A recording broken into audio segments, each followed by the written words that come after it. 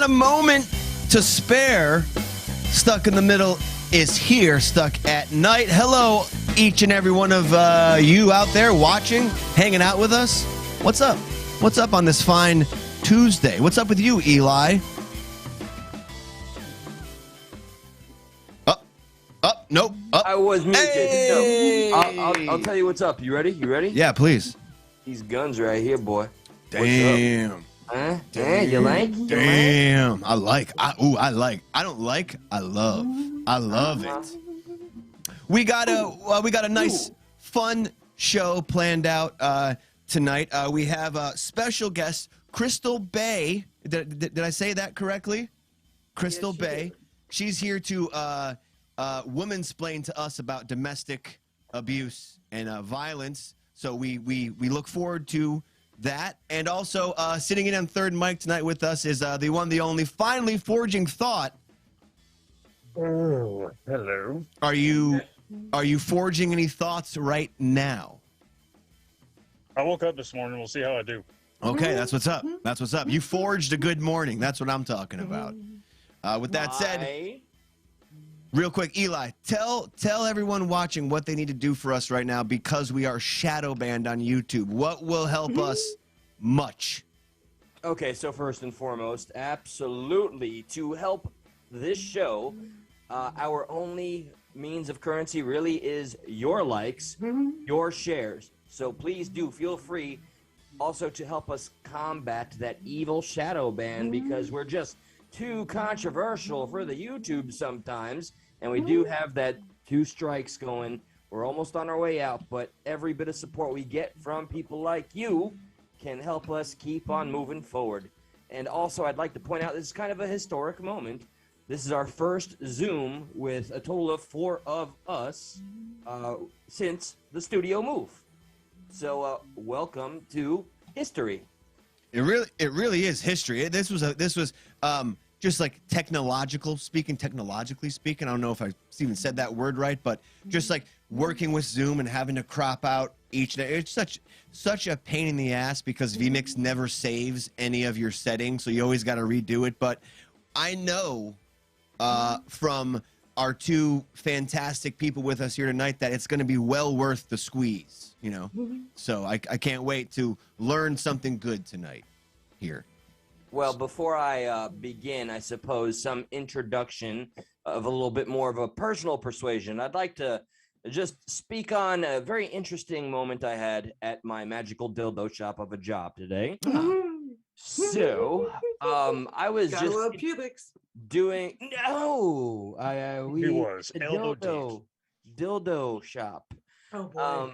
So aside from that, so I'm selling dildos. 2 customers are inside, and I'm receiving all the dildos, and we just start having a grand old conversation about the most uncontroversial thing in the world, which is politics. And so at this point, they're both liberal, blue no matter who's.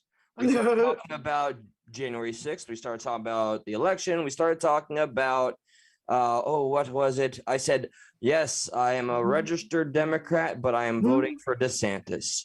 And you would have thought that I shot their puppies in front of their families because they recoiled in horror and essentially called me, by the way, yes, I'm going to do this, called me a Nazi supporter. Did they know you were Jewish?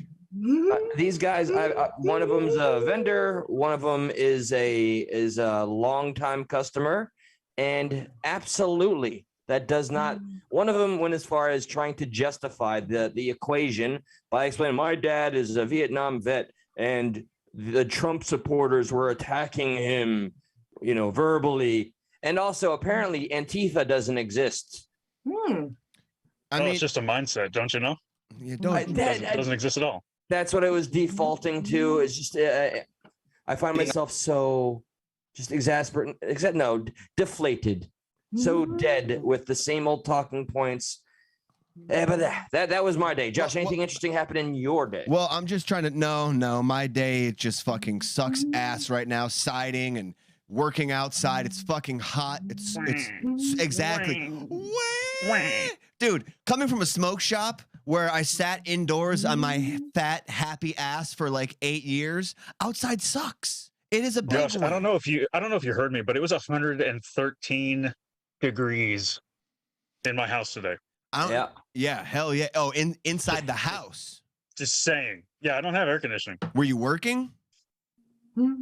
I mean, I was working on sweating my ass off. That's what's up. So, like, Okay. Satan's butthole in here, but other than that, It's pretty hot. My day job is a cook in a hot kitchen. Oh yeah. Try it. Where do you work? Where do you cook at? This little mom and pop place called Kinfolk. That's awesome. How long you been in the restaurant biz? I was in the restaurant biz for close to 10 years. Oh no, you're like, how long have I been a chef and working in the restaurant business? What's that? My whole life. Mhm.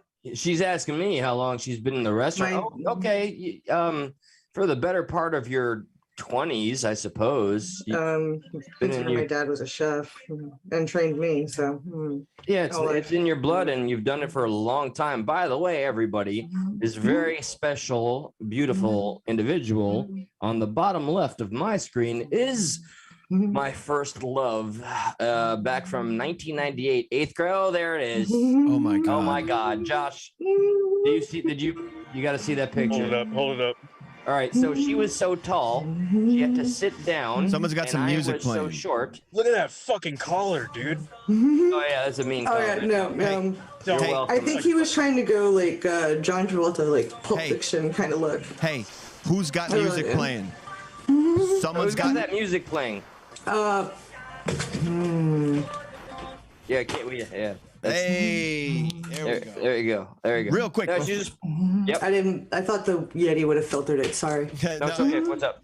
Before we get off the rails, I want to kind of piggyback off your story real quick about some people saying, "Oh, well, you're voting for DeSantis, you must be a Nazi." Well, if all you watch is like MSNBC and this is where you get your information from, listen to what this MSNBC contributor says here. Us into the election, this fight for the soul of our country, the fight for the soul of democracy. We are watching right now a very radical and extreme Republican Party mirror what we have seen in other places like Nazi Germany, like other places like the Bolsheviks. We have seen this playbook before. We have seen a ruling party try to use things like propaganda, try to silence the free press, try to restrict what women can do. We have seen this playbook before, and it always ends disastrously for the majority of people that are subjected to that. That's what the warning signs are that we're seeing from the president right now. He is ringing the bell that we need to check in, pay attention, because this is a very dangerous line that the Republican Party is on. Their full embrace of autocratic ways and means is nothing but disastrous, and we have to stop chapter. How do you... Like if somebody really has that view on one party, and it's not exclusive to one side, meaning, the right looks at the left like they're a bunch of crazy Nazis too. But if you think somebody's that evil, how do you ever, like, they literally, like, so the people who probably watch MSNBC and get that narrative are the same people who came up to you, Eli, and said, well, if you vote for this guy, you're a Nazi, knowing you're Jewish. It's just like, how can you even say that with a straight face? I had to point out, and it's an exhausting thing to continually have to say, that just because I vote for one individual that is in a party you don't like doesn't mean I am all in with everything that the party stands for. In this case, I am voting for an individual based on specific actions. So, but does that matter to them? No, I'm still voting for a fucking Nazi. So it's just typical. It seems such. It seems like such a way to not have a real conversation. Like, I don't know, is that considered an ad hominem when you call somebody a Nazi? It just seems like a way to not have a conversation by defaulting to, oh, well, you're a Nazi then, can't talk. It's like, it's almost their way of saying, well, I can't talk to you, Eli, because you're a Nazi. That's been a way of stomping on conversations for a long time. Like, anytime they say, oh, well, he's a fascist, it's like, oh my God, he's a fascist. And everybody shuts down conversation, and it's just fucking get the guy. Has nothing to do with that was absolutely what they were attempting to do. It's much more self-righteous and comfortable to say, you're just supporting a Nazi, than to engage me into the nuance and details as to why I made the decision I did. They weren't hearing any of it. No, you're absolutely right. It's more comfortable for them to shut down that conversation with that phrase or that statement, as opposed to having, well, why do you want to vote for him? Like, because Biden's an idiot, and I'd vote for anybody. I'd vote for Mickey Mouse. Here's the thing, though. That's how the same side feels about Trump. And they look at that and they're like, well, I'm going to vote for anybody who's, quote unquote, not an idiot. I'm not saying he is. I'm not saying Biden's an idiot. Yeah, I'm saying Biden's an idiot. Biden's an idiot. Saying Biden's an idiot. Yeah. Biden's definitely an idiot. Here. Everybody for Biden's an idiot? Rock on. Here. Yay. All right. The court's unanimous. Yeah. Boo. Apparently, everybody in this room has more than 2 brain cells. Yeah, yes. Thank God for that. Thank God for that. Or thank whoever for that. Everything. Oh. So, everything froze. I got paranoid. Yeah, no, it's gonna happen. Just already expect the worst. That way, when the worst doesn't happen, we feel great. Yeah. So I'm gonna jump right in. Yes, please. If I get my feet wet? Please. Let's get into it. My dearest Crystal, the first love of my life from 1998. I understand you are a part of, how should one call it? A foundation, a conglomerate, a congregation. It is the mission. What is the mission? I am a member of Expose. It is a documentary and a movement to get awareness about domestic abuse and let people see that you can thrive and be successful after abusing there is somebody. A light at the end of the tunnel.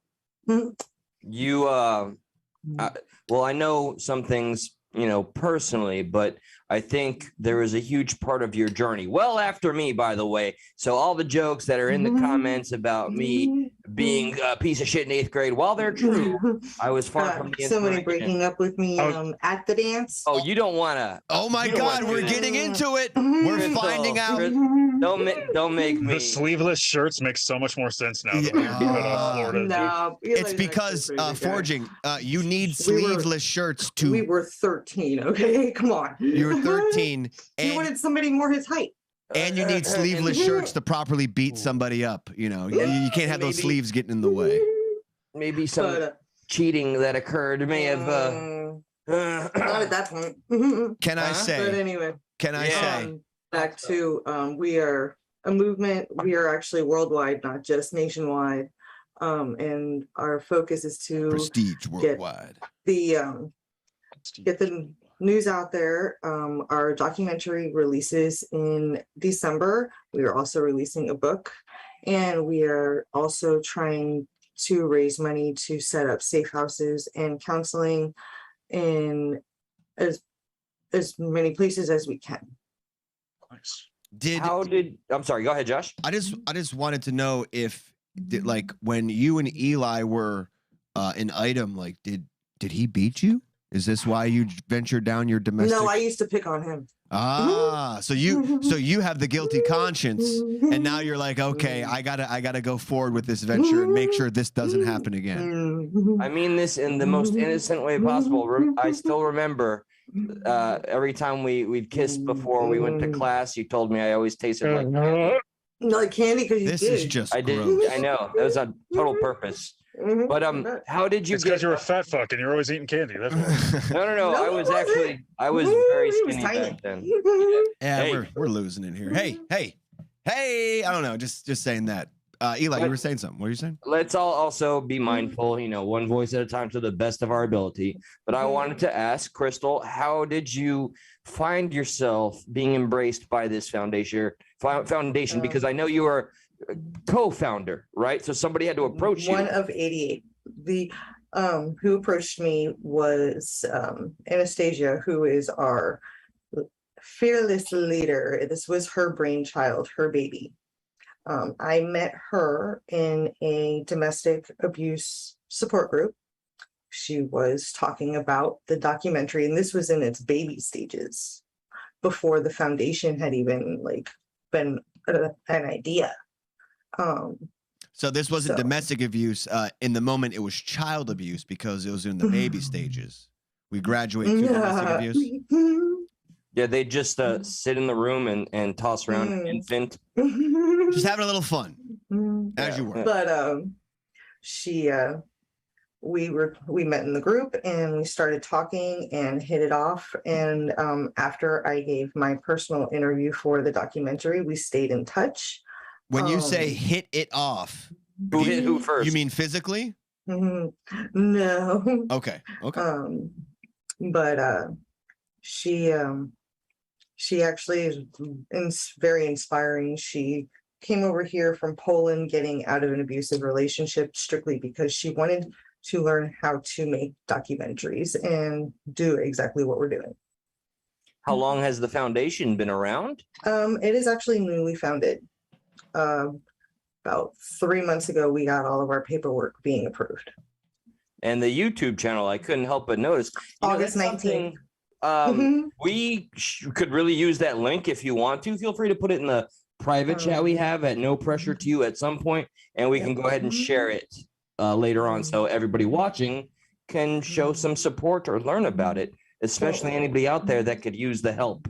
The link that I can send is for the expose movement, and I can also share the preview that we have put together for the documentary itself.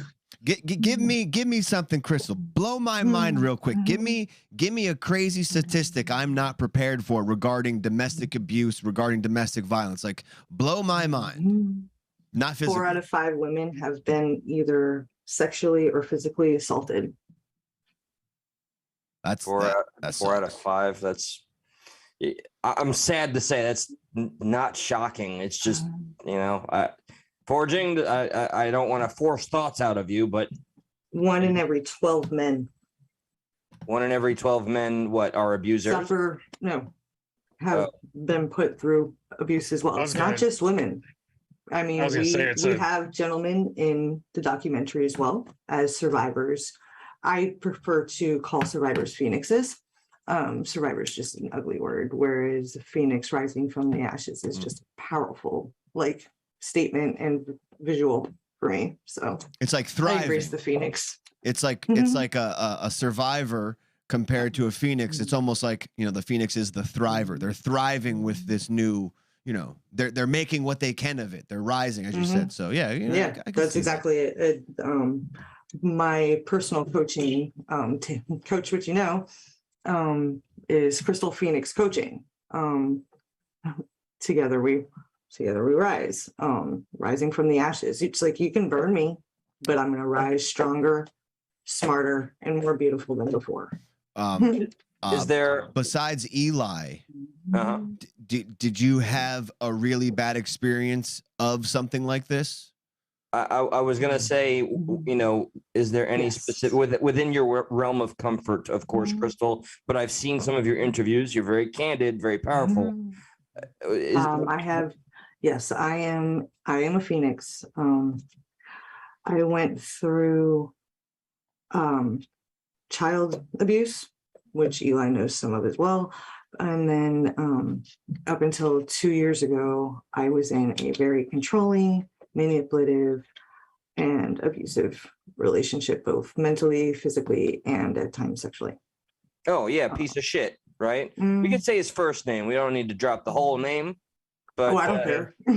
No, I know, but don't drop the whole name. Chris, right? Son of a bitch, Chris. Is there any specific? I'm not trying to make it so you put any of the dirty laundry out there. That's not my goal. But is there any specific experiences where you recognized you had to get the fuck out, and then shortly after maybe did?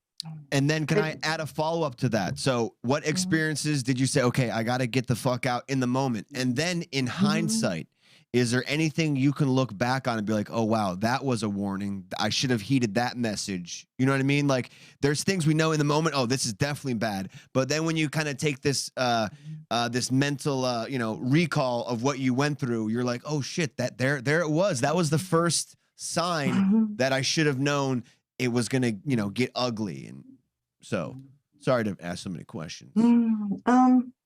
Well, let me clarify one thing when it comes to abusive relationships. It's really hard to actually get out, especially if you have children. And if the abuse is more mental than physical, they've beaten you down and made you so codependent that you don't feel you can leave. Statistics say that it takes 7 times before you finally are able to break away fully. Why is it so much harder when there's children involved? Is it just because of the children and you have to deal with, you know, the other parent in the figure? Like, what makes being with the child a little more difficult in a domestic violence? There's more at stake in the totality. I love steak. I love steak, so I'm cool with steak. There's more at stake. 1, 2. Medium rare. I'll take my medium rare. Rare. Oh, okay. And your kids are innocent, so they don't need to know certain things, and they don't need to be affected by certain things. And you would cut your own heart out for your kid. Yes. If I may, I wanted to, for just a moment, I wanted to redirect, because Forging, I'm getting a sensation that you have gone through some shit. If you feel comfortable to express anything that you have gone through, is my assumption accurate? Have you been through an abusive relationship? Yeah, it's the frog in the boiling pot of water. It's something that comes at you so slow you don't realize it's happening, and then once you finally realize, you see how far it's gotten, and it's at such an uncomfortable it feels like level. It's too late, like you're stuck. Like I felt like an idiot. I felt like people wouldn't understand. I felt like a fool for, you know, if I were to go at anybody, I'd be laughed at or whatever. But I mean, I ended up because you're a man.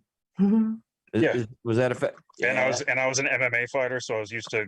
It's like I had bruises on me every day, and it was because I was training. So there was that, and it ended up where something about the mental bruises. Something about the mental bruises we don't expose. Oh, physical ones too. Well, no. I mean, listen. I mean, like, you're an MMA fighter. It's almost like a badge of honor. Look how hurt I am. You know, look how you know. I mean, in a way, I'm not saying you pride yourself on getting hurt, but when you do, like, I got this black eye. I fucked this guy though. After jiu-jitsu, you got the gi burns and stuff. Right. But when it comes to mental pain and anguish, boy, do we hide that.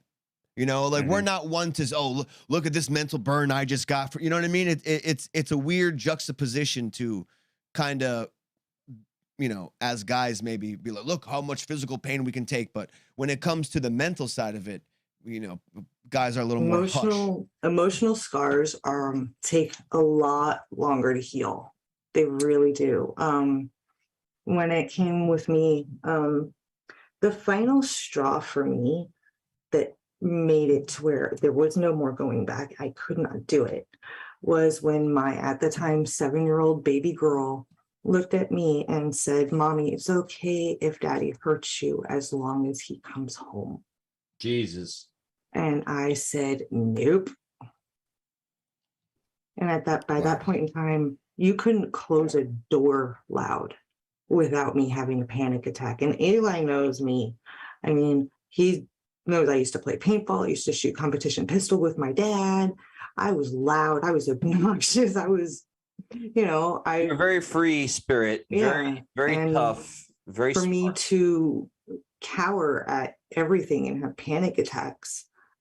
And it wasn't me. I was just so beaten down at that point that like I said, you couldn't like close a door without me panicking. Forget about a raised voice or anything. Sounds like a little PTSD, perhaps. Complex PTSD. But I honestly, if I didn't have the support of you through Facebook, Eli, I mean, you ripped him a new one a few times. That first time you ripped him a new one when he was doing all that crap on Facebook, Matt actually physically saved my life that day. I remember. And then Matt is the one that gave me a place to stay and the courage to say, enough's enough, I'm done. I can't do it anymore. And 2.5 years later, Matt and I are still together and going strong and getting through it. I mean, breaking the trauma bond and going through everything we've gone through has been hell, but we're getting there, you know? When does the documentary drop? It drops in December. we're going through the editing stage now, working on getting some people to do some voice. We're hoping for some bigger names to do some speaking in it that want to promote. My sister's ex, Sam Ano, who used to play for the San Diego Chargers, is wanting to work with us. So that Not kind even of brings joking. us. Contract Patrick Stewart. I would Patrick love Stewart to. is so Patrick Stewart is so into this cause. It's not even funny. I would love to if I had a way. I would That so Patrick be Stewart? down. That Patrick Stewart, Star Trek Patrick Stewart. Mhm. Cool. Yeah. Nice. Okay. Jean-Luc He has Picard. a He magnet helped. for- He started his own thing in the UK because basically his mom was basically tortured by his dad for a long time because he had PTSD from war and things like that, and he was an alcoholic.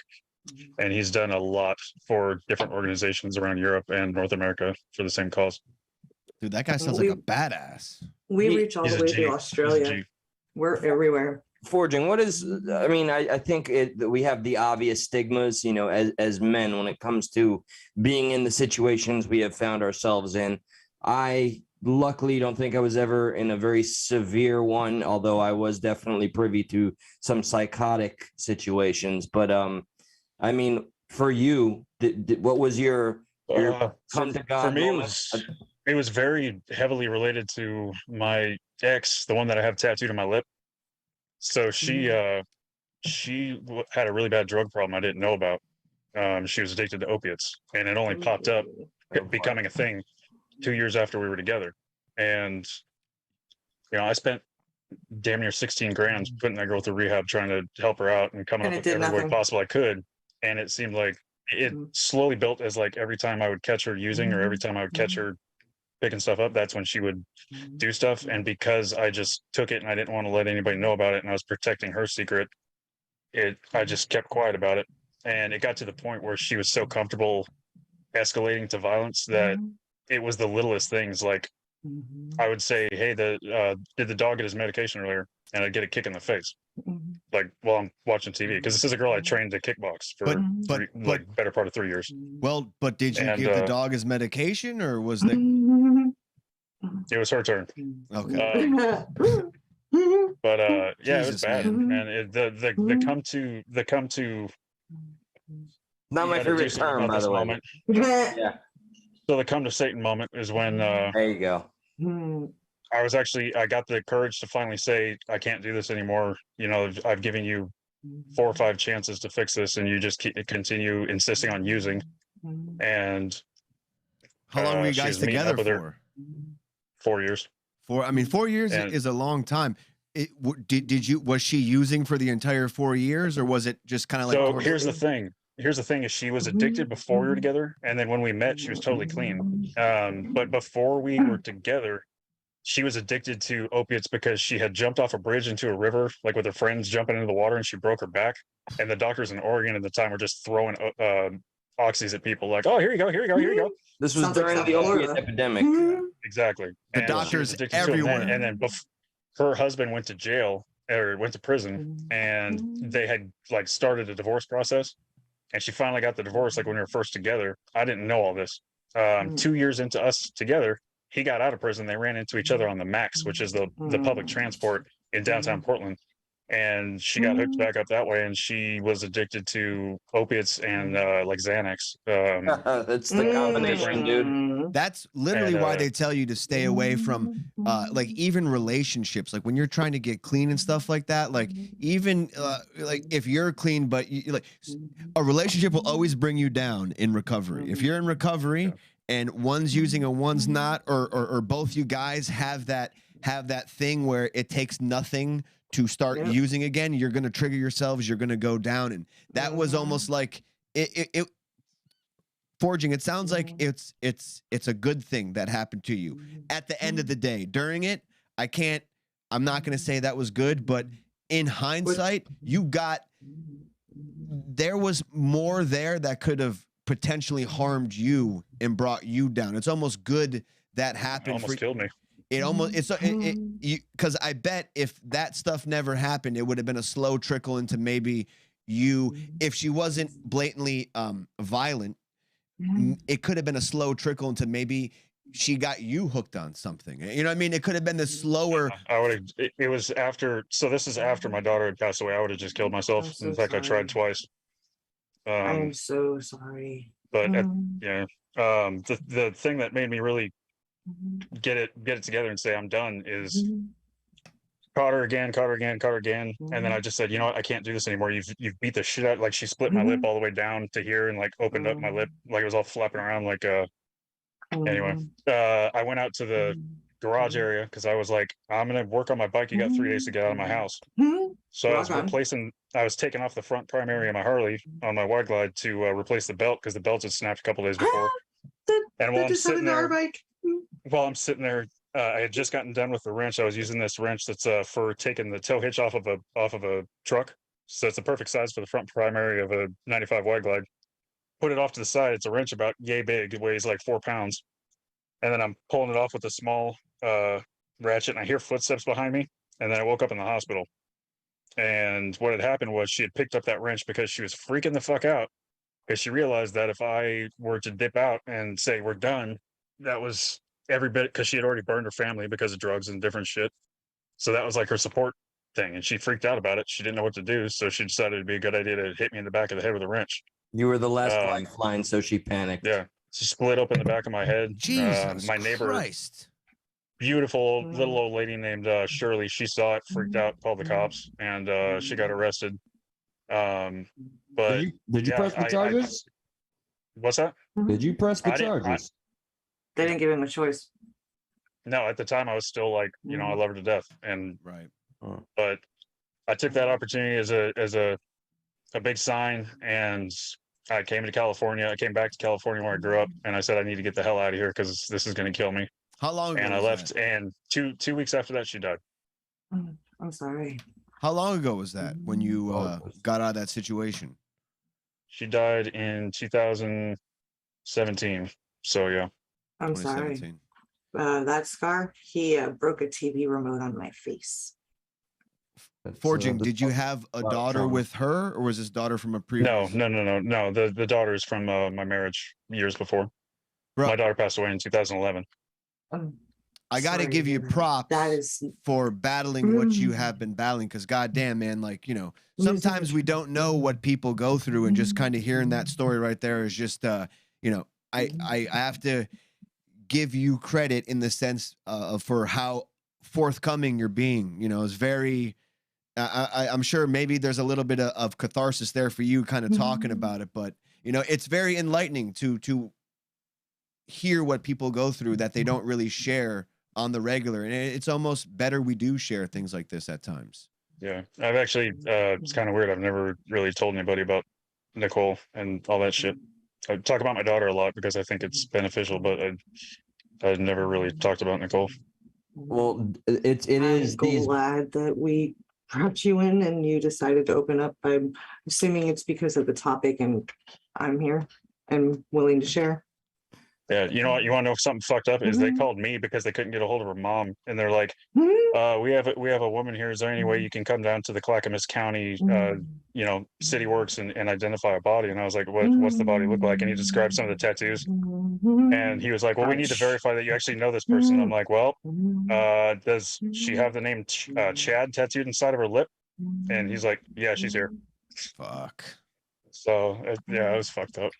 What have you been doing since 2017? Like, how do you I hope you're not blaming yourself for her passing or anything like that. Like, you needed to do what you needed to do to. I don't blame myself for her passing. It does suck. I think about things I could have done differently, but at the same time, what could you have done? I also realize that if she's not gonna fucking get well, it's like they have to want to get better if they're addicted to drugs that bad. She didn't want to. I paid for her methadone. She sold it to people on the campus and still did drugs. It's like she got the methadone clinic to the point where they would trust her to do take homes. They call these things like 6 days worth of stuff, and she would take it home in a little thing. She'd fucking sell them to people the same day and then just keep taking pills. And she was addicted to these types of I don't know shit about drugs because opioids make me physically angry. But she was addicted to these like 10 milligram really strong oxys. and that she would have to microwave to get the coating off of it so she could like do shit with it, because I know the whole house would smell like burnt plastic when she would do it. Similar to when I used to smoke Roxy's. And these freaking Xanax that are like big rectangles. There's like 4 squares. Yeah. So like it looks like Was it green or white? The Xanax? Yeah. They were like white little. It looked like a like a 4 bar. squares to make up like a little Twix bar or something, but they were white. Yeah, that was your 2 or 4 milligram Xanax bar. Those are fucking no joke. Jesus. The French fries. She would do like a lot. French fries were time release, Eli. Those were the yellow. Her addiction was so bad. I caught her one night waking up in the middle of the night and waking up to take our dog's pain medication. We had a Weimaraner that had bone spurs and hip dysplasia, and to curb her shit, she would get up, go in the kitchen, and start crunching up his tramadol. I was gonna say, the edge off of her it was probably fucking tramadol, because they don't give fucking animals opiates. Wow. Talking about things this close to the chest, like for one, it can be cathartic, and I know also sometimes it feels like we're stepping out of our comfort zone, but there is a true value in sharing it with a group of people that also, you never know who needs to hear what and when, you know. So I do see always courage and value, substantial value, when any of us disclose these kinds of experiences. And I see, as a result, within the chat proudly that, you know, people are offering each other support, and this is a very beautiful thing. I'm grateful that we've had, you know, this talk, this conversation, this topic right here. I haven't even been able to look at the chat. I haven't either, but I'm with you. I'm afraid if I look for chat, I'm gonna lose the window. Listen, Forging, you've been having some technical difficulties like a mofo. So yeah, don't click away. Don't do anything. Yeah, this is fucking this fucking brilliant right now. Yeah, there you go. Fucking A, man. I'm posting the link for the expose YouTube preview. Yeah, that as a moderator, I'll be able to share that. I'm also going to share the site itself. Crystal, question for you. And this is kind of piggybacking off, you know, what Forging was go through, but a lot of the domestic violence / domestic abuse cases, do we have a percentage? Do we have an idea of how many of those probably stem from like a drug problem as opposed to just like normal? I don't know the exact statistics, to be honest. In my personal experience, I honestly say it's 50-50. Personal experience. Some people are just born narcissists, and that's the sad truth of it all, to be honest. I was pointing to Eli. Yeah, I have been a an inside joke. Oh yes, absolutely. I'm glad we debunked that. Yeah. That was such a headache to deal with. These assholes had me tripping about thinking being a narcissist for a year.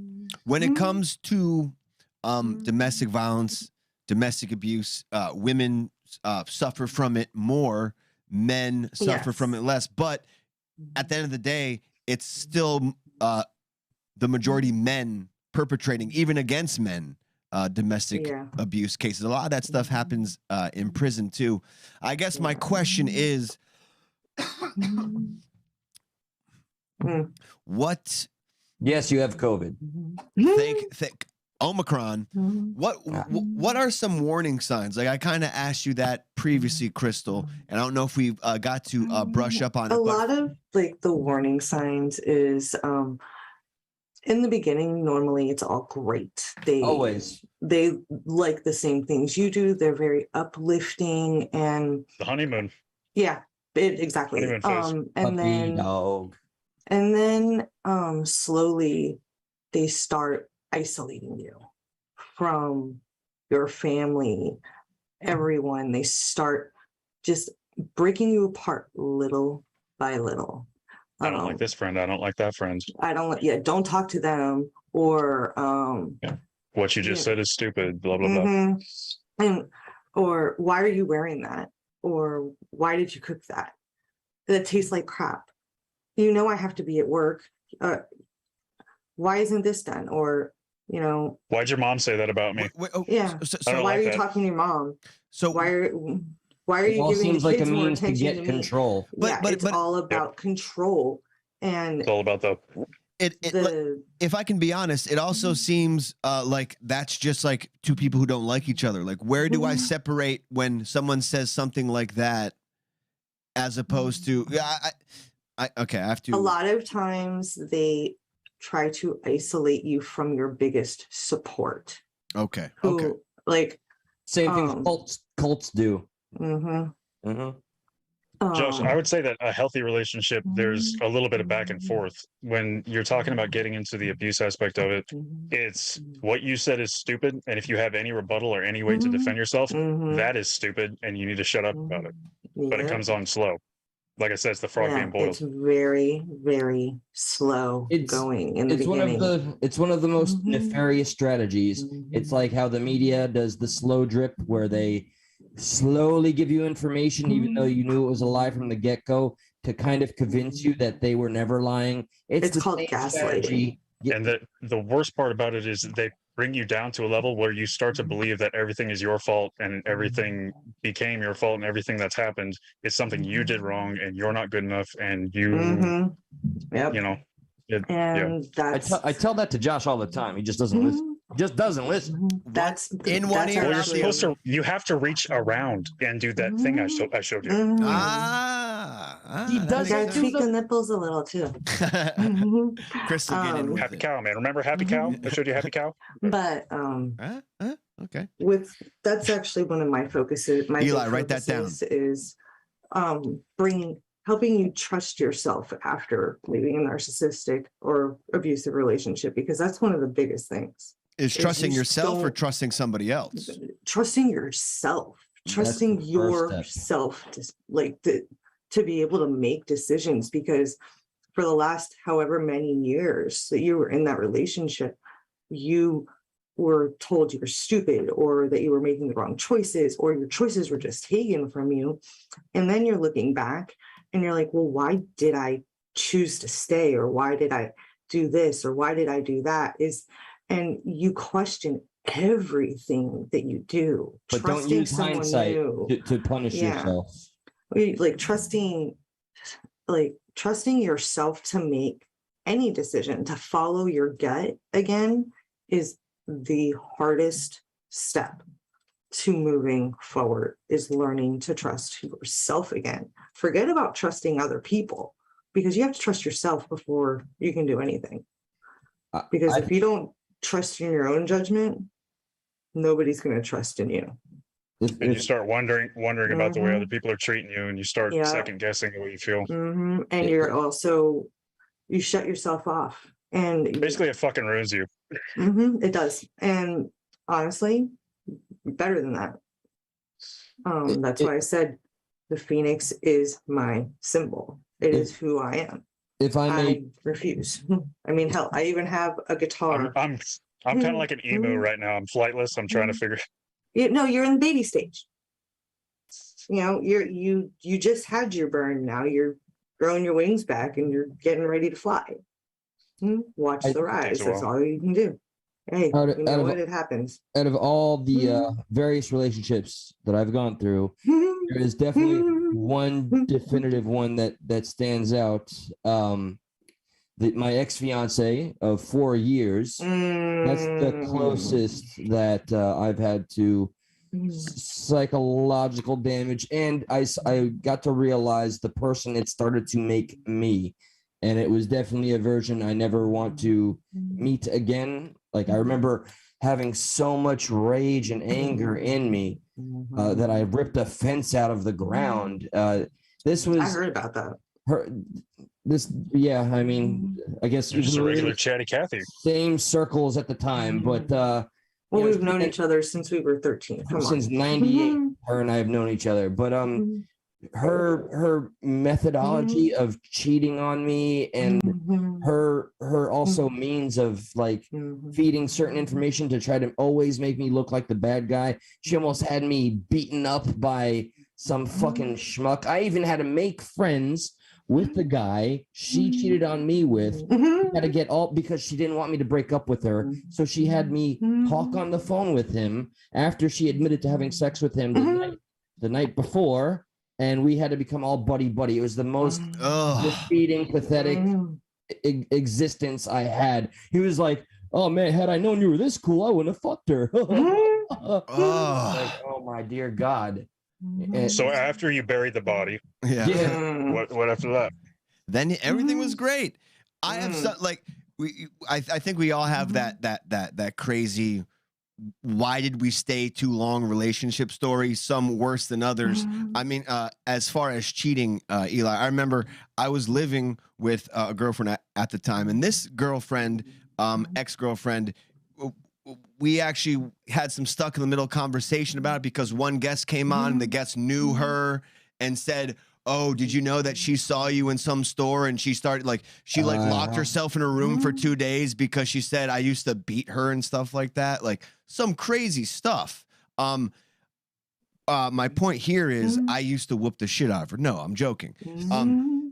There was a time when we were together for so long and we really, it started to become like, you don't know how to, I guess, like break up because like, you know, a lot of the times you get into a comfort zone and becomes comfortable and you become complacent with being that way. Right. And a little shot to our parents, you know, if we saw two parents stay together who didn't like each other and they never kind of broke up amicably, it just kind of went to the breaking point and then that's when they broke up. Like we ourselves don't know when to call it quits. We just know, well, you got to get it to that point and then we leave. So, you know, I'm not blaming the elders, but I'm also saying, you know, a lot of that's where that stems from. But too long in the relationship, we broke up, but she was still living with me. And I said, whatever, you could see who you want. She started to bring over this dude, right? I'm in my room and her and him go to her room. You know, and I just hear laughing and the TV on and giggling. I'm just sitting in I can't imagine why it didn't work out. Yeah, yeah. Sounds like a winner. Seems so healthy. It does. And I thought I was being the nice guy to be like, whatever, you can still stay here. You can do what you want. I was trying to give her space. But it was in that moment, you're like, well, this is a dumb idea. So we end up getting back together because obviously that's probably going to happen because that's why she's still hanging around. That's why she's bringing somebody over to try to show, hey, you know, there's a bunch of mind games going on there. Yeah. Fast forward like a month. Okay. She goes out one night and doesn't come home till like 5 a.m. Very, very unlike her at the time. And when she gets home, I'm like, I'm not mad. I'm like, hey, where? And she just starts giving me shit out of nowhere, just giving me shit. You know what? Like this is bad and that's bad. I'm just like, it felt like you were projecting. It felt like she had some type of guilty conscience. Well, 2 days later, I'm in the car with her, and she gets a text message. And she looks at her phone and puts it right back down again. Like, that's very odd for her to do. And a lot of people, they don't look and put it back down. So I was like, what the fuck is that? So, you know, we had a little thing. I got the phone from her. I looked at it and the text message said, oh, what, you just rip and dip nowadays? That night, she went out and like blew some dude at the Hard Rock and like they all like, you know, they did this whole thing. And then she came home that night and gave me shit. So I knew right away something was up. That's projection. That's projection 101. Quite common. I want to take a quick opportunity. Seeing, I'm very proud to see what I see. Please, this is an opportunity, guys. You know, the only currency we rely on is your support. Please like if you have not, share if you can, and subscribe if you have yet to. If you want, absolutely check the links that I have posted to help Crystal's Foundation expose. Indeed. And if you want, Eli, I'll leave this up to you. You tell me what we should do, but I can throw the phones up if people want to kind of talk about any experiences they had or they feel like chiming in with the conversation. I think the beautiful part about this conversation is, you know, thankful for Crystal for bringing it up. Thankful for Forging for just fucking laying it out on the line, and I hope that does inspire others to maybe do the same thing and kind of share what they're going through or share what they went through, and you know, just for some type of catharsis. So if you want me to throw the number up, I will. If not, we can wait a little bit. Let's see how people respond in the chat. Whenever you and I, whenever I stumble upon us having the same thought, I always roll with it. Yes, I was thinking that earlier. Yes. Okay. Yeah, I'll And put there's it up here plenty in a of people second. sharing in the chat. I think it would be a optimal idea given the experience we collectively have right here on the panel. That's the exact point of expose, is to expose it, get it out there, let people, so people don't keep turning a blind eye.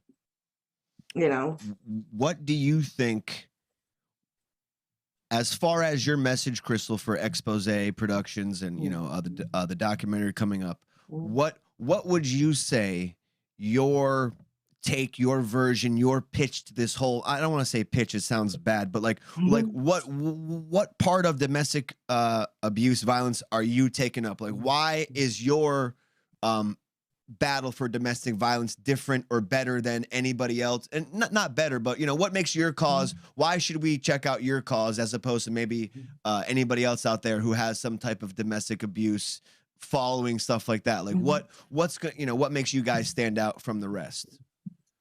Is that a bad question? That's a bad question. That's a horrible question. It's kind of all over the place question, but thank you.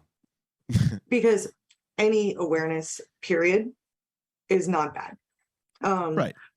How I feel that we stand out, or hopefully will, is because we are such a big conglomerate, like just big group of people who have come together from all over the world and globally.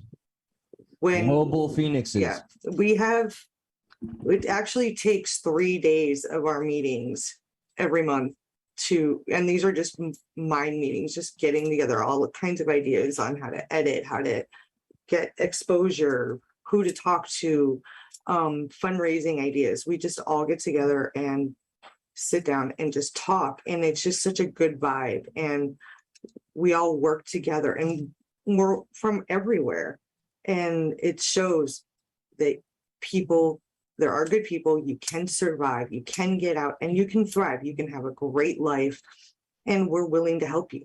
And that's why I think that we stand apart. We're not just, it sucks that it happened, and here, we through your email, support each other. Crystal, through your email, I see you have amazing individuals with amazing experience, life stories, and they have, some of them have PhDs. I mean, we're talking about professionals with experience. Yeah, we have a concentrated, large pocket of people that have a willingness to help, that can empathize with the people that are struggling and need it the most. Yeah, so and it also shows that it's from every walk of life goes through it. Absolutely. It's not just poor people like some like to say. I mean, I'm sorry, but the rich doctor that lives in Weston will snort his line of coke and beat the shit out of his wife, and nobody knows about it. And the junkie in freaking little Haiti can treat his wife like a freaking queen, even though he's smoking a crack pipe. Doesn't matter where you're from. Doesn't matter skin, whatever. I'm not going to recommend the crack pipe, though. I'm not. No, I'm just saying. Humor. It does not matter. I knew a crack smoker. It always. I never smoked crack. No, but I know one, and he was so cool to his wife. So, I mean, let's just say, listen, not every domestic abuser is a crack smoker, but every domestic abuser is a crack smoker. I said that wrong, but I'm trying here. I'm trying. Every topic, yes. I know one crackhead, and if you want a thorough car wash, you call that guy. Good right? Quick. Every abuser will always say they're sorry, and they refuse to let go. I mean, I'm still being stalked, but if I can piggyback off that real quick, I was gonna ask if you could debunk one common misconception about domestic violence, what would it be? And it almost sounds like we want to say when people say they're sorry, they don't mean it. It's going to happen again. Would you agree with that? And also, could you add one more thing into, something that people are, they misconstrue about domestic violence? I'm not going to say that they don't always mean it. you know, because they may mean it in the moment most of the time, but unless they legitimately see why they were wrong and are willing to change, and most narcissists don't feel that they're wrong, they just tell you what you want to hear to get back in the home, get what they want. I don't think they ever change, you know. But the biggest misnomer That almost sounds like that women can't be abusers, that everyone's like, women are always the victims. No. Women can be just as bad narcissists and break down a man mentally. And like I said, mental abuse is 1,000 times worse than physical. Physical scars can heal. Mental scars, emotional scars take years at times. It's because we don't treat them. You know, it's because we don't, like, we just pretend like if you ignored a cut on your hand, it's gonna get infected. It's gonna do all this thing it goes through. So it's, you know, and sometimes nobody fucking believes you. Yeah, because they can't see it. Because they can't see it. Because the narcissist will gather allies and make everybody around them think that they're perfect and they're the great person, and that the one that their spouse, the one who's actually really being abused and broken, is crazy, is the one that's abusive, that they're the ones that are harming the family. They're a psycho. Everything. They do this, they that. Yeah. I require a moment to address the our lovely audience. Please, if you are modded, I understand that accidents happen, but we do not use the muting option. We do not stifle free speech in any shape or form. It directly goes against our mission statement of discourse and dialogue. So please, if you feel that for whatever reason it is necessary to do so without justifiable reasoning, you may exit the stream. Or I will have to do the unmodding. Moving on, though. Yeah, there's a few. Unless they promote pineapple and pizza, then you can just. I think maybe some things are happening there, but a few people got muted, and I'm looking at the deleted messages. Doesn't look that bad, so I'm not sure what is going on there with a few of the people commenting there. But I've been reached personally, and man, I don't like what I see. Yeah, we got it. Well, yeah, we'll figure that out. That's no cool. Listen, we're trying to get as many people in the conversation as we can. So I'm looking at some of the, you know, if you need to reach me, I'm on Discord. I need to bounce. The show is hitting me hard. That's not necessarily a bad comment. It's just saying. No, I don't know. I don't understand it. And unfortunately, even though it's some of our greatest supporters, we're gonna have to take some action because I do not understand any of what was done. We're gonna continue our show. And I'm going to rectify the situation. Moving on. I would like to throw up real quick. No, I'm not. I would like to throw up the number real quick and say, if you feel like asking Crystal a question, you feel like asking Fortune a question, Eli or myself, or you want to share your story, please, 954-399-3631. The number is up. Again, 954-399-3631 is the number. We'll have it up for a little while longer here and see if anybody wants to partake in a conversation, because it's getting pretty deep, and I like deep sometimes. It's cathartic, I would say. It's a hell of a conversation.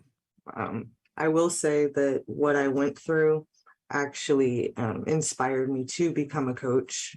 As Eli knows, I've always been kind of the mama. Everybody always came to me with their problems and stuff, and I don't need to listen to my own advice. But so I did. We got somebody calling here. We do have a call.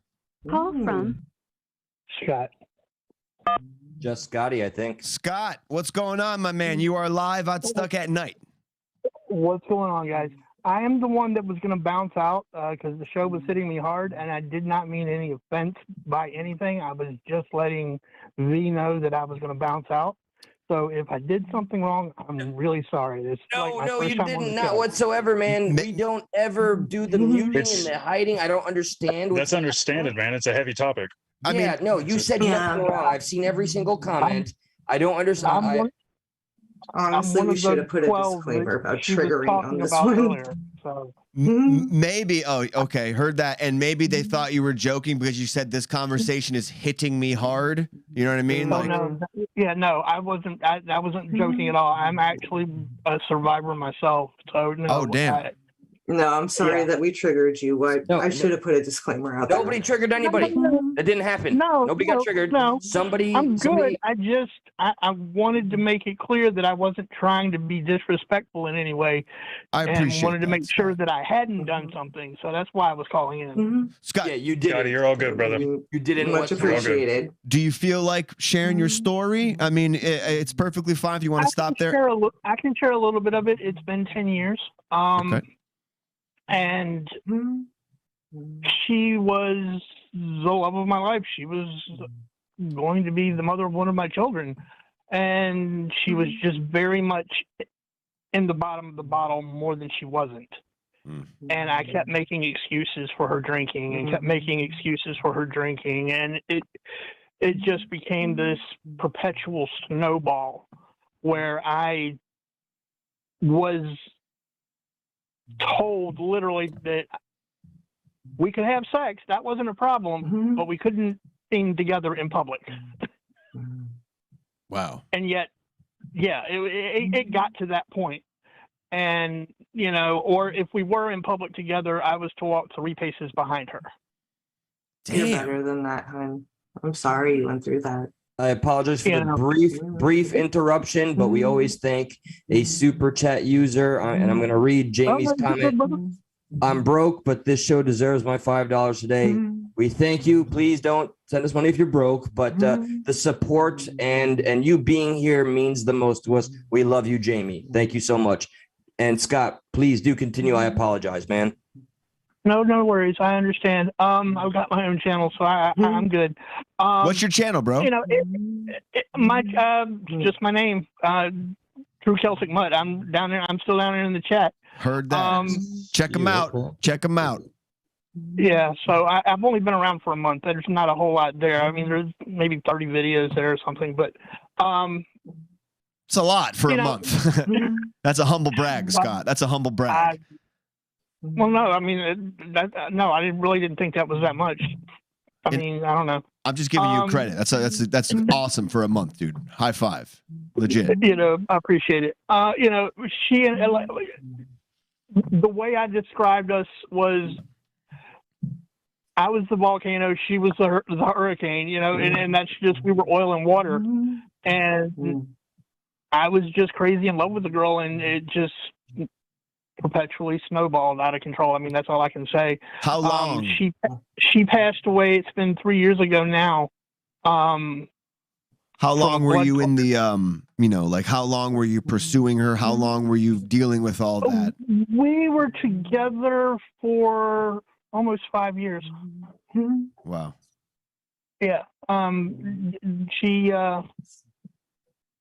She finally ended up, we broke it off, and she went back to Florida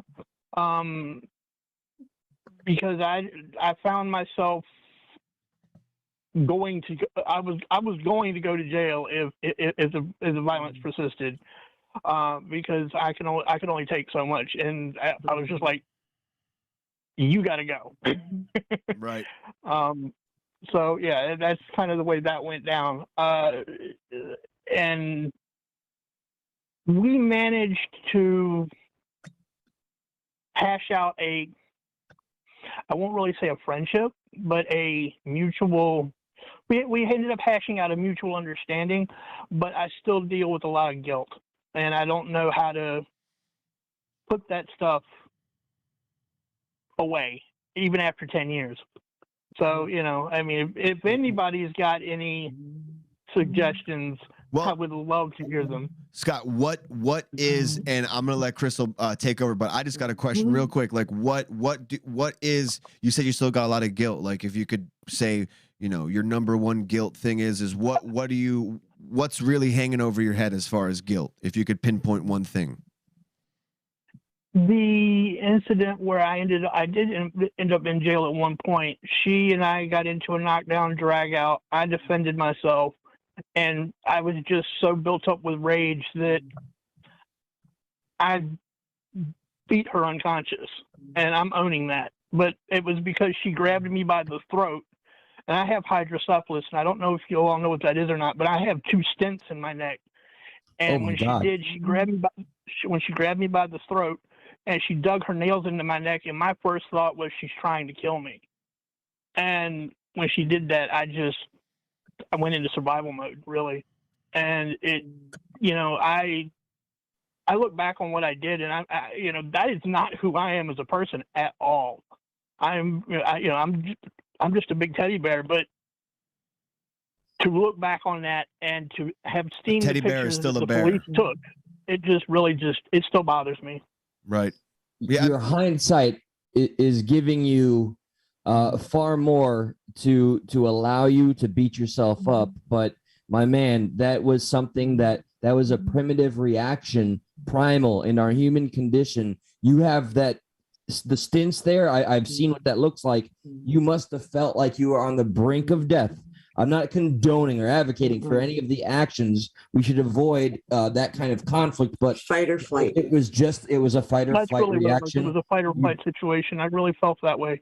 And I ended up only, it was a big mess, but the long story short was I still carry a lot of this with me because I just as easily could have just walked out that day. Yeah, but and I didn't. That's the thing easy, you bro. can't beat That's yourself not that up easy. over. Yeah, that's that hindsight thing coming into play, and you can't can't blame yourself for something you know now. Like it kind of shows you what a dirty mess any type of domestic violence is. It's like an overflowing pot of water. It's gonna eventually just gonna seep everywhere. It's gonna get into this. It's gonna get into that, and it's gonna infect you. And it got.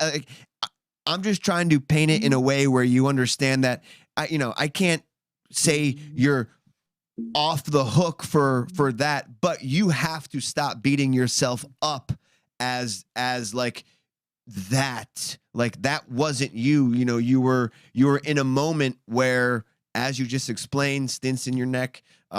You were put in a position, and that position was brought forth from domestic abuse, domestic violence. So it's something you really like. Crystal, how does Scott start to heal and start to kind of find forgiveness for himself? And Forging may have something for this too. So anyone, please. Honestly, in that situation, it was fight or flight. You were trying to survive. Your survival instincts took over. When she grabbed you by the throat, there was no walking away. With stints in that neck. Yeah, well, I got something to add to that. And your reactions at that point aren't fully in control. You're in survival mode at that point because your brain is firing. I have to get out of here. I have to get away. And the only way to do that is to get her off of you. Yeah, exactly. Honestly, I will say that I didn't even realize what I had done. You blacked out in the moment. Your survival instinct kicked in. I walked. We lived about a mile and a half from where I worked. Of all things, as a security guard, and I walked to work so that they could. And do not remember the walk. I don't remember leaving. I don't remember the walk to work. I don't remember any of that until I got to work. Was the stint the inflated? I blacked out. Was the stint in your throat the inflated balloon? No.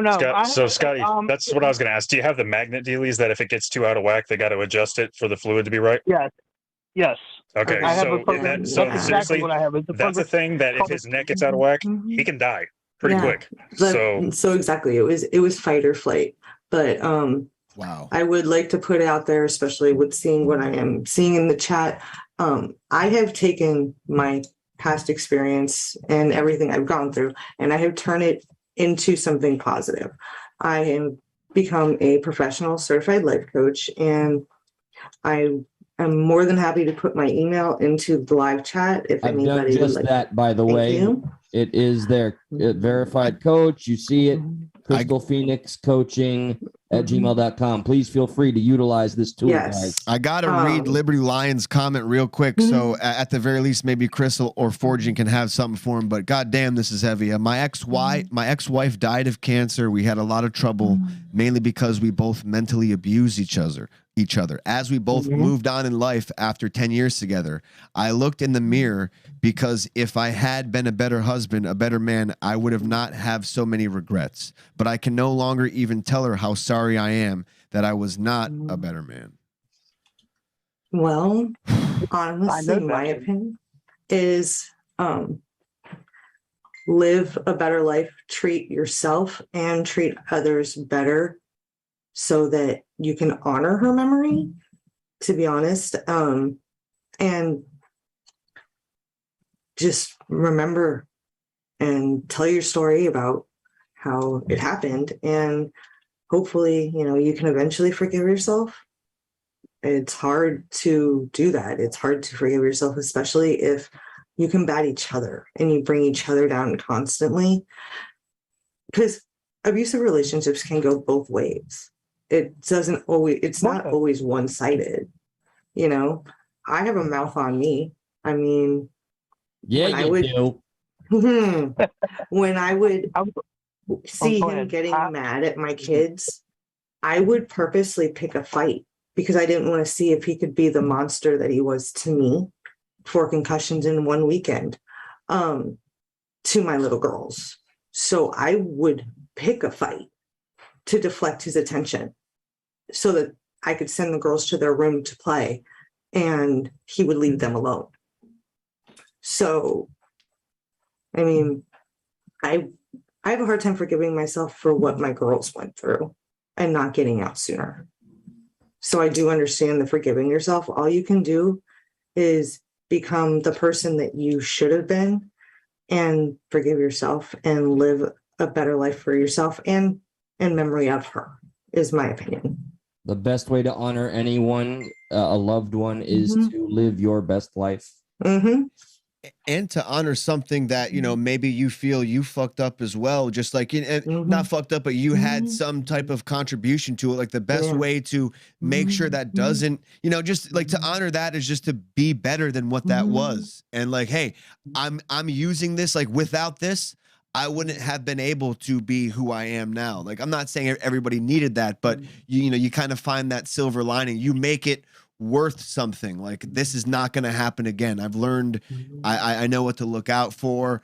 I mean, you know what the craziest thing, it sounds like, man, humans, we all have a hard time letting ourselves off the hook. Yes, we do. We are our own worst critics, to be completely honest. I mean, I know I always have been, whether it's singing, friendships, my cooking, being a mother, all of it. I am my own worst critic. I heard your cooking sucks, by the way, so it's not just you. Hindsight is an asshole. Yeah. Hindsight is a bitter asshole. Yeah. If I can just say one more thing. Real quick, since we have a few Go ahead, more Scott. people. Scott has one more thing. Yeah, what do you want, asshole? My channel is a lot of, there's a lot of stuff on there right now. Some of that is going to come off, but some of it, the primary use for that channel is for me to work through a lot of this. So there's also a lot of stuff about my hydrocephalus on there as well. So anybody that is in need of, an ear to bend, you can reach me there. My email is attached to the page as well. So, all right, Scott, I are you willing appreciate to y'all's guest? time. Thank you for having me. Are you willing to guest on Stuck in the Middle one of these nights? Monday, Tuesday, Thursday, 10 p.m. Eastern Standard. We can work out details later. Sure. That'd be. I'll tell you what. Is there an email on here that I can hit you back at? I really need to look at my schedule, to be honest. Check it out. Yeah. Real easy. stuckinthemiddleshow@gmail.com. That's where you can find us. It's quick. It's easy. We, a lot of people have emailed us there. We look at it at least a few times a week. But that's where no sense of pressure either, man. Yeah. You take your time. You look at your schedule. You let us know what's best. We work you in. Well, sounds good. Thanks, Scott. Thank you. Appreciate you. Take care, Scott. Appreciate Thank you your for honesty. finding us and joining, man. You found us today.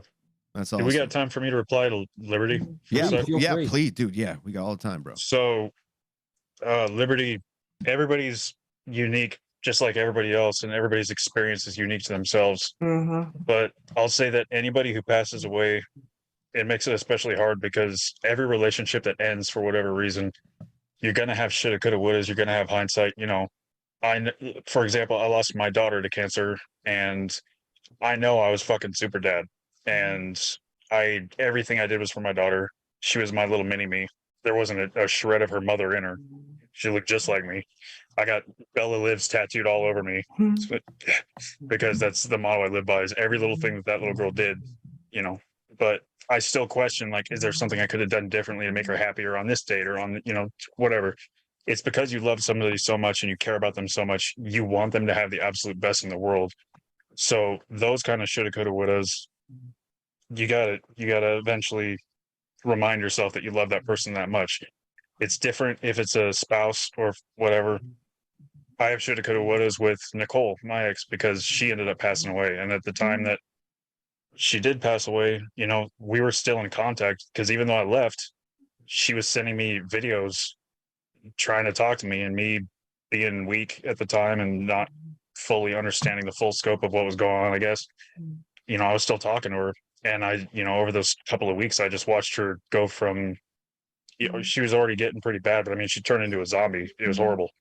And then it was 2 weeks later, they found her in her shower, having her hair fill the drain, and she drowned because she overdosed in the shower. But I constantly think about fights we had, or, you know, what if I would have let this one, when I found oxycodone, what if I just let that go? Maybe it would have been different. What if I would have just not beat the shit out of this pill dealer and embarrassed her at work when I smashed the dude into her ice well because she was a bartender, you know, shit like that. But it's hard, but you know, there's certain things you can't beat yourself up with, or you got to convince yourself you can't beat yourself up, because in the moment, at the moment, that's what happened, and you can't do anything about it except know that with the emotions that was going on and what was happening at the moment, that's all that could be done. So Precisely. it's just a matter of knowing that it's never going to get any better than it is. Just being able to make peace with it someday, or come up with ways to realize that that's the way it had to be at the time.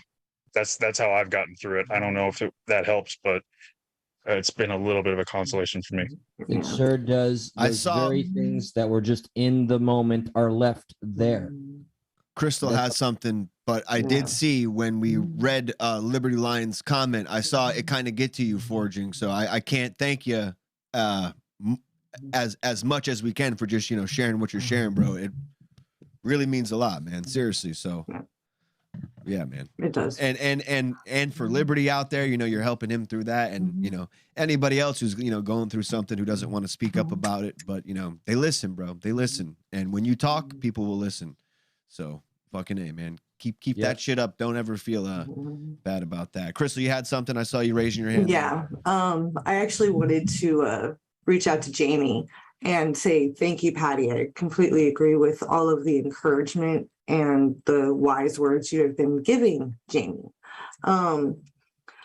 My girls are 7 and about to be 9, and they've already been through hell and in therapy, and it breaks my heart. It's not that you weren't the best mom. You did what you could. You should need to stop blaming yourself, especially because she says she forgives you. Yes, we all carry our scars, friend. Okay, you are not alone in any of this. Like, that's exactly what the expose is trying to do. It's let everybody know they're not alone. There are so many of us, and sadly, it is a large number that have been through something very similar. And that's what we're trying to put a stop to. We're trying to make it the awareness to where it's not a taboo, where people don't close their eyes to it. They help their neighbors anymore, you know, instead of just ignoring it. Oh, it's not my problem. So she forgave you. You need to start to forgive yourself too. You did the best that you could in the situation you were in.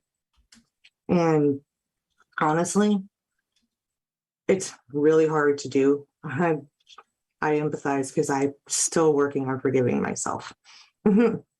But that's also why I got my art therapist certification, so that I could work with children in the same thing. So I understand completely. And like I said before, please reach out to me. My email is in there. I am more than happy to talk and, try and work out, these traumas. I guarantee you, Jamie is going to be reaching out to you. She always takes advantage of every resource given to her. With that being said, it feels so unnatural, but if anybody else wants to call in things. though, yeah. You have to embrace things. That's a part of moving forward, like embracing moments that we're not proud of. They happened and they are left in that moment. They do not always have to be carried with us, although that's a tall order.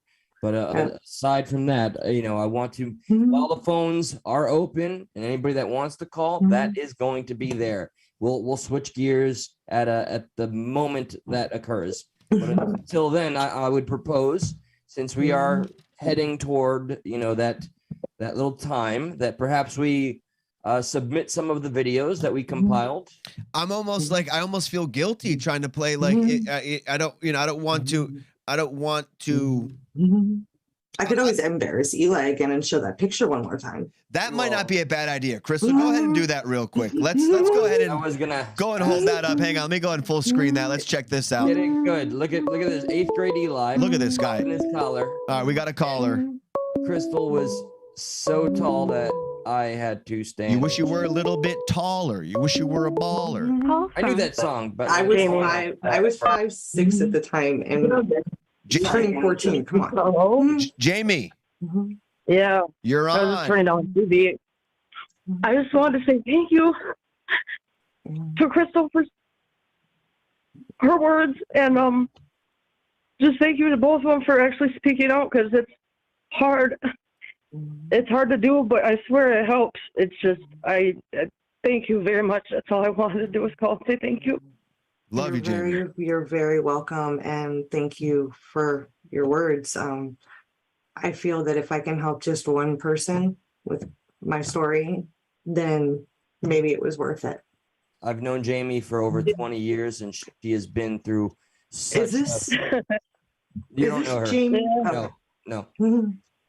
I was gonna say, I used to live down there too. She is another Phoenix, I promise you, in every sense. Her and I have been through some identical battles, and then some. Yeah. She is. We were hanging around at 19. A lot too, Eli. I think you were the third person to find out I was pregnant with Chloe. Uh-oh. How is your family doing? They moved. No, nobody's moved. The daughter, I saw her. Oh she's still in Jamestown. I mean, she moved to a different house in the same town. Oh, because I was like, Eli, you're slipping, man. Like the crackhead motel for a while. I was still gonna go visit, but then I heard she moved, and I was like, "Oh man!" No, she's still in the same town, dude. Well, Jamie, she's doing all right.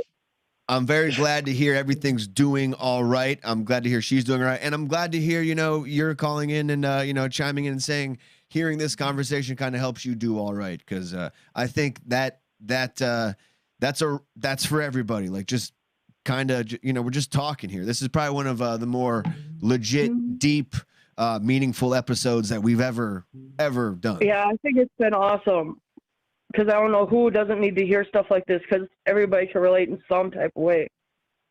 Nobody's alone with this stuff. Speaking on that, like, I hate to be the cheesy guy, like Progressive Patriot, the unifier is this. We all have our baggage. No, we need to recognize the multitude of things that do unify us, because we are in a time of stark division. like the great grand internet and social media meant to bring us together has never dragged us so far apart. So these very I know, my gosh. right, where everybody feels so self-righteous and opinionated. You have a different opinion than my perfect opinion. You are now my enemy. But everybody's so distant at the same time. Like nobody, it's a weird times, man. It's really weird times. It's weird I'm not liking and it. aggressive, but this serves as a reminder that we are all suffering from the same thing, the human condition. And there's nothing to be A ashamed lot of of stuff about is that. coping mechanisms people have had as a child to deal with trauma, and they carry over as adults, and it starts to ruin them. Might have worked as a kid, like those coping mechanisms, but they start to destroy you as an adult if you don't figure out your stuff, which I haven't yet. So we'll work on that. There's a meme going around that says, it says, generational trauma is up for you to fix. And like, the first person is yelling at the second generation saying, oh, you fucked up. And then the second generation is yelling at the third generation. Like, why'd you do that? And really, It's if everybody just listened to what somebody had to say, they can freaking relate, man. There's really not a reason to be so freaking divided here. Right. And then the fourth generation is kind of, they're getting the negativity, they're blocking it out, but the fourth generation is saying to the fifth generation, hey, I love you, you're doing awesome. So just, it is up to, we can't sit here and be our history. We have to be our future. We have to learn from our history and kind of, make otherwise better. the cycles just keep going around and around. God damn, we know cycles all too well, huh? Vicious cycle party of one. But I just wanted to call and say thank you because I was getting all in my feels on this show. Thank you, because everybody's cool on this shit, and I appreciate it. I haven't watched for a week because I've been going to bed early, but I'm glad I caught this for sure. Hell yes. Jamie, I can't think of a greater reward than your voice and your words tonight. Thank you. I sound like a man. All right, Jamie. Anything else? You guys have a good night, and I'll keep watching the show.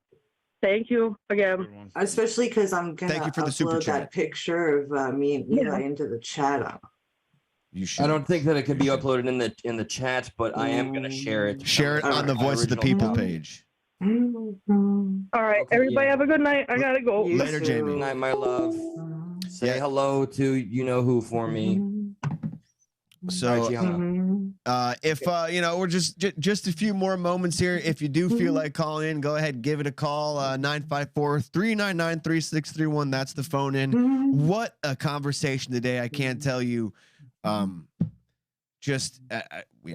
a conversation. Forging Thought, Crystal Behe, man, you guys open books. That's a round of applause, and I mean that with all sincerity. Like that's. Fortune thought was to do the slow clap. I thought you were about to go. I was like, oh, here we go. We're gonna start the slow clap. I don't know what to do with my hands right now because I talk about my daughter a lot, but I was thinking about this is actually only the second time I've ever even talked about Nicole and the shit that happened. So I'm kind of put him down, Ricky Bobby. Put him down. Mixed bag of what's going on. Yeah. Shake and bake, baby. Shake and bake. Yeah. Josh, let it go. What is one of the the funny little quips or flavors of the week or what have you that we have for tonight's viewing pleasure? Let me go to the video sec. I mean, I'm trying to figure out what would be good. Let's see. Maybe something clearly very depressing, please. Yeah, like maybe while I'm looking up a few videos, you want to like do any plugs for anybody? You want to give us plugs real quick just to buy some time? Well, for one, let me do my selfless. No, that's the opposite. Selfish pander. I do have a solo channel, ladies and gentlemen, and recently I really found like I found a niche. I'm now covering mostly mysteries, a little bit of conspiracy, and just the strangest cases that I can find. And I intend to do a couple of pieces on human trafficking in the United States. And, well... I'm in on that one. There's, Dan Schneider from Nickelodeon. He was, like, in charge of iCarly, and he was working with all these child actors. And the creepy fat fuck? Yes, the creepy fat fuck. Okay, yep, I know who he is.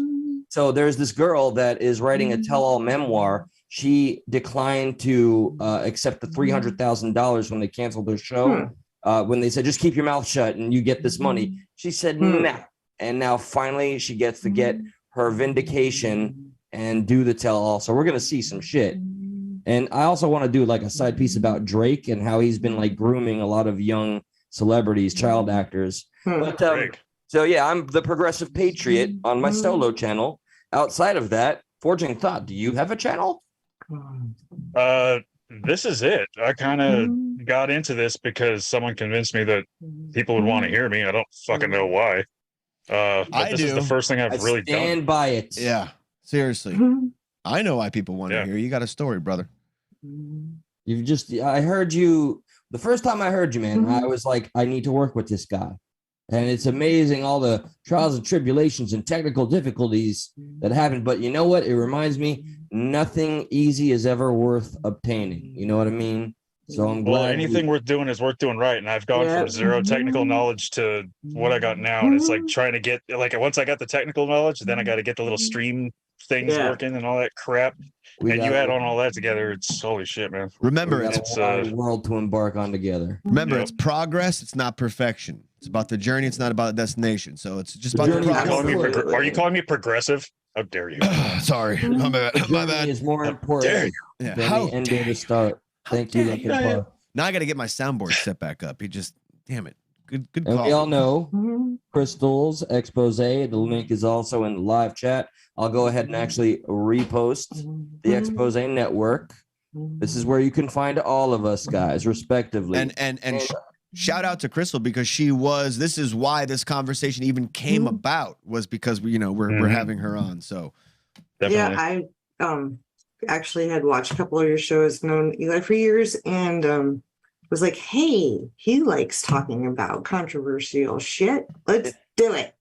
So I called him and asked if you guys would be interested, and that's where this snowball happened. So thank you, Eli. Relieved and honored and grateful, and any excuse to be able to speak to you again and speaking to Stephanie again. Calm down. Just keep it in your This hands. has been overwhelming. Check it out. My first love. You're lovely and beautiful, and I was waiting to see you again. I wanted to speak to you. I just wanted. I'm remembering sitting on your front porch when we were 18. Remember when we kissed in the rain? This is in seventh grade. Yeah, that was romantic. Listen, I'm not trying to go down your memory lane here, okay? We're trying to go down Stuck Drive, okay? Let's avoid memory lane right now. Did you find the video yet? I did. I've Ben found it. Ben found it, really? Yeah. Thanks, Ben. Yeah, Ben found it. Josh found it. Weirdo. Okay, so here's a video of a man in a domestic relationship with a snake, and he attempts to abuse the snake, and he's about to find and suffer the consequences of said abuse. And notice my segue, very improper, but I'm trying to tie it in together somehow. And it's such a small snake too. Like I don't even think you're ready for what's going to happen. It's not violent at all. But it's not a small snake at all. Shut up. Josh is like, it doesn't even have a girth. He's not even trying. It's about how you use it. It's about its bite. God. Jeez. Look at it. So that's the snake right there. You should nibble on that. And I guess it's a lance head. Heyo, nibble on that lance head. My name's Josh, by the way, not Lance. So and the other Asian man is saying, hey, you shouldn't touch that snake. It's China.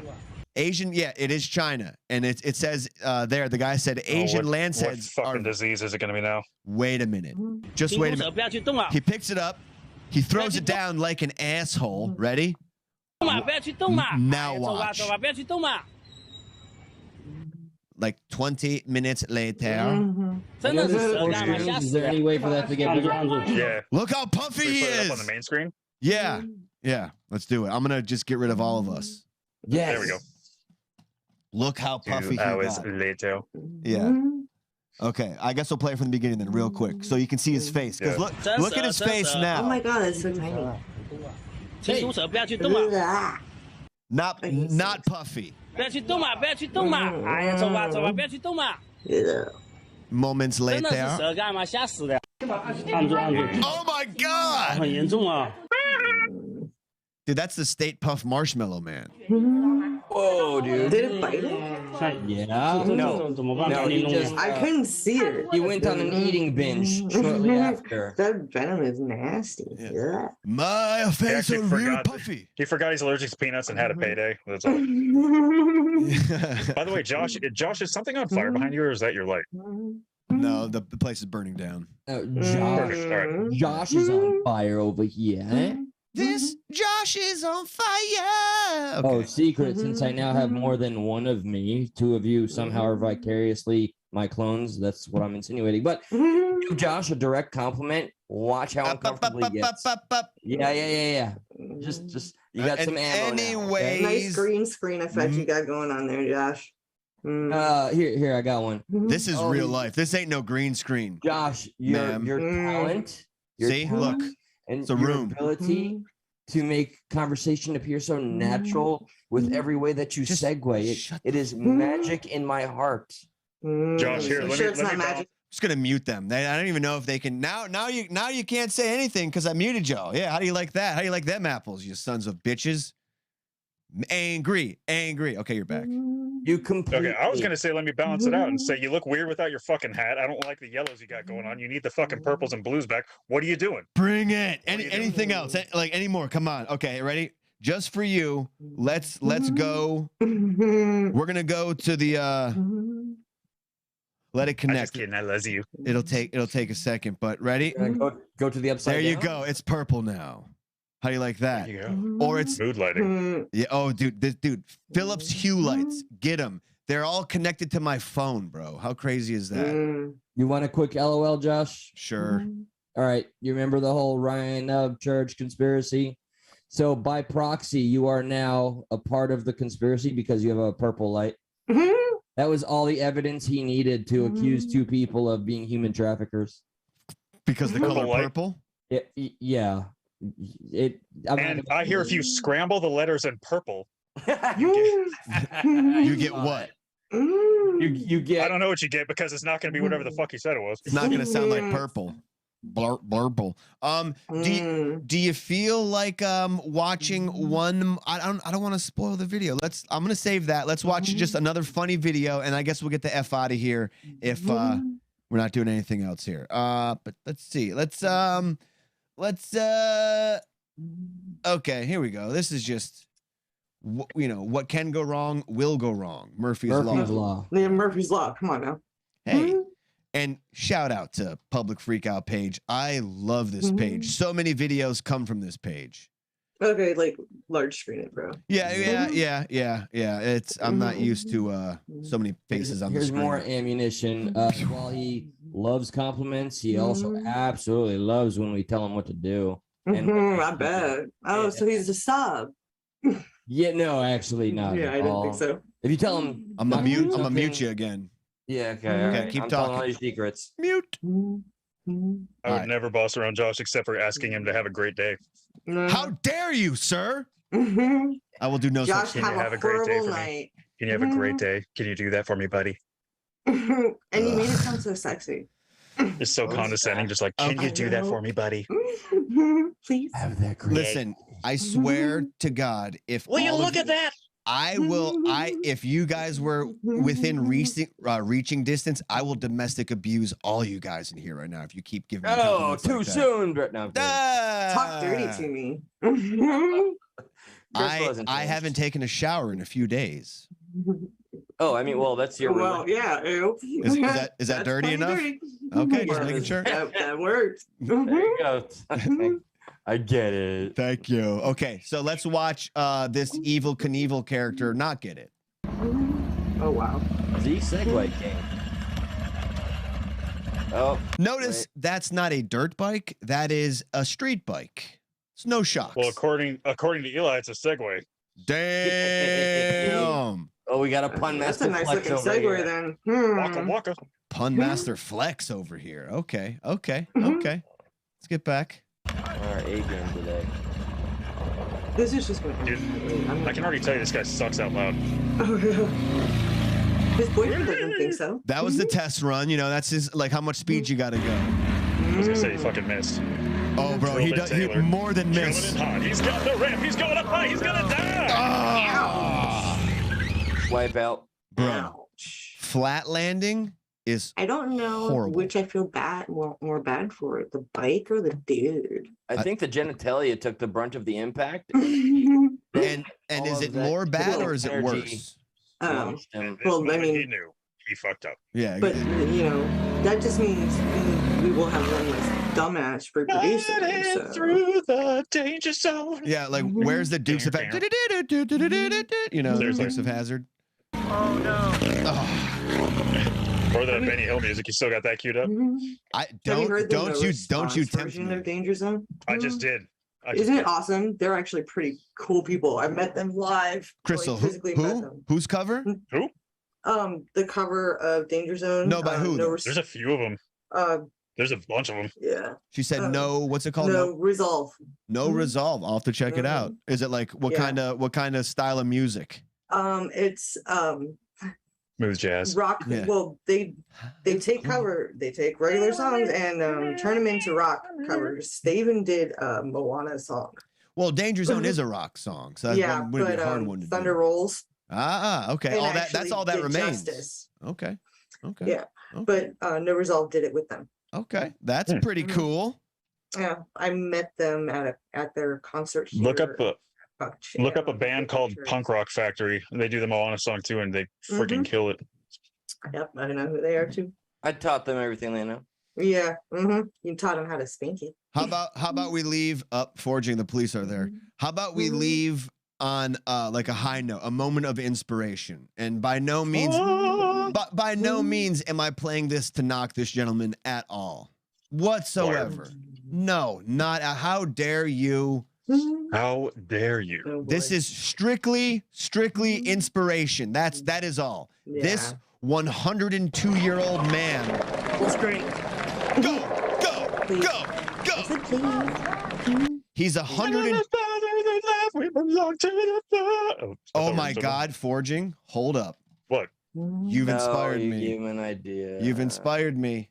No. No, you have. You did. Put the Rocky theme back. Tell me you have Chariots of Fire. No. Tell me you have Chariots of Fire. We have this. My boyfriend has a on multiple issues. I had a pet goldfish named Garfield. Hey, run. I can't. Oh, rock on. Go, dude. He's like 1,000 how years old is he? old. Rock on. He's 102. Rock He's it, 102? dude. He's That's 102. awesome. Holy Hey, crap. you know what? He's doing it, though. Yeah, I'm playing this in no way to make fun of him. It's strictly inspirational. Yeah, it is, 102. actually. I don't Yeah, find that it. is actually pretty inspirational. I'm being I wouldn't be running facetious. track and field at 39. This is ridiculous. I would tell this man to do something else, maybe not run, maybe like, I don't know, power walk. You something. can't tell that man to do anything. He saw the last mammoth die. What? Like, that dude is the shit. What? You can't He's tell him like, to do anything because he can't hear He you. was a bitch. He survived Nagasaki and Hiroshima. He did, and he probably heard the Benny Hill theme song when the bomb was coming down. He's that guy that survived both. Like, not again. Oh, Yeah, there is a my guy God. that did do exactly Yeah. that. Yeah, great Yeah, he was in the story. hospital from the one, and then, oh my God. Yeah, I know. He's just getting out. He's like, you know what? I'm glad that's behind me. Yeah. So I don't know. Like that's inspirational to you guys though. Like seeing a 102-year-old man probably break his hip in the next few moments here. Okay, just making sure. Okay, cool. Glad we're in some type of agreement. That's awesome. I mean, I can dig it. Go, old man. That's what's up. That's what's up. That's what I'm saying. I'm making fun of him a little bit, but let's pretend it's fine. I mean, Quick question. I'm one of those. Did we Go ever for it. Go on. Did we ever get an update on the dude that the sign fell on? Is he still with us? The guy in Korea? that was- Okay, I didn't think he was. He passed on. Did he? Yeah, I thought so. He went to the other place. Because all the reports still, if I'm not mistaken, are like he's a critical condition. Yeah, that's. I mean, he did the real world Mario, like Super Mario, when he goes through the pipes, but there was no pipe. But they're right. Yeah. I mean, He can, oddly enough, now he can fit in a pipe because he's very compact. At least part of him. Part of a pipe. Part of him. right. Part of a pipe. I feel my my narcolepsy kicking in. You guys getting a little tired? To the old man. You really shouldn't pork dead bodies, dude. Narcolepsy. Yes. Falling asleep, You like telling on people. Okay, I get it. My only form of exercise is playing. I know what your Beat Saber. exercise is. You Yeah. Kegels? Beat Saber on the Oculus. Is that for synth riders? Virtual reality Kegels. Pretty interesting. I gotta try that one. Listen, Crystal, Forging, thank you both so much for coming on. Thank you both for being such an open book. I hope it translated as much for you out there listening as it did for Eli and myself, and it was as cathartic for Forging and Crystal as it was for all of us listening. So thank you so much. Eli, what do you got to say for our lovely friends here? I take offense that you refer to them as an open book when I literally am opening a book. So that shit. And I have to say, that was a dumb joke. Thank you. Thanks, Forging. I know. Appreciate Thank that. you. And you're Oh, welcome. he's always been full of them. As always, we rely on the support that you all show. The people on the screen, with exception of Crystal and Forging today, mean fuck all. We mean nothing without the support from the other side.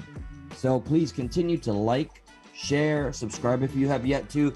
Hell, spread the word. It's literally the only currency we need and rely on to continue to do what we do best, what we love the most, which is be here for you. As soon as we get off here, I will put both Crystal and Forging's YouTube links in the description for this video. So if you're watching, you're not in the chat, whatever, just check the description. Those links will be there.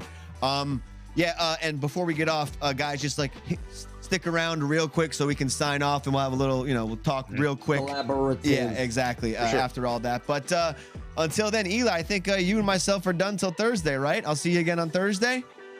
Yeah, absolutely. Or are you big timing me now? I mean, tomorrow night's my late Yeah, night. you're gonna stand him up and leave him in a room and do all kinds of weird shit like that. Yeah, he will. Tomorrow's my latest Like night a virgin on at prom work, night. but I'm probably gonna come home and go live on my channel. That's what's up. Like and share this episode, please, please, please. We're shadow banned. It means the world. And other than that, yeah, we'll see you Thursday. Appreciate it. Thank you. Love you too, V. Goodbye, Thank you, everybody.